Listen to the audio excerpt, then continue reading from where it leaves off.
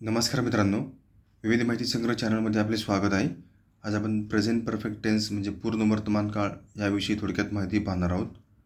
वाक्यरचना subject plus have has plus ED participle of the verb.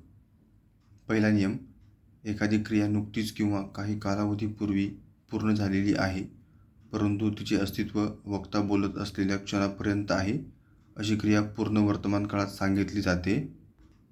Recently, just now, just, yet, so far, today, this year, this month, this week यापैकी एखादा शब्द असेल तरच वाक्याचा काळ पूर्ण वर्तमान काळ असतो.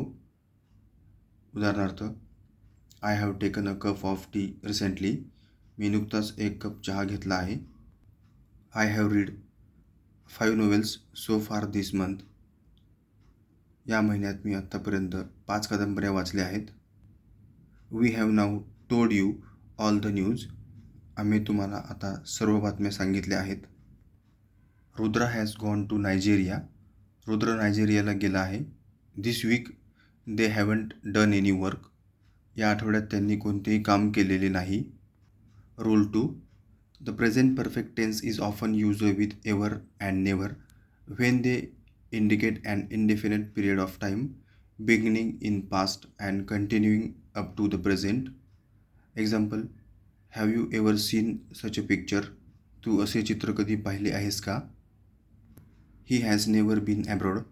तो कधीही परदेशात गेला नाही. Rule 3, it is used to express an action beginning at some point in the past and continuing up to the present moment. Example, he has been ill since yesterday. तो कालपासून आजारी आहे. I have known him for a long time. मी त्याला खूप दिवसांपासून ओळखतो. धन्यवाद मित्रांनो, संपूर्ण व्हिडिओ पाहिला त्याबद्दल. व्हिडिओ आवडला असेल तर लाईक, शेअर आणि सबस्क्राईब करा.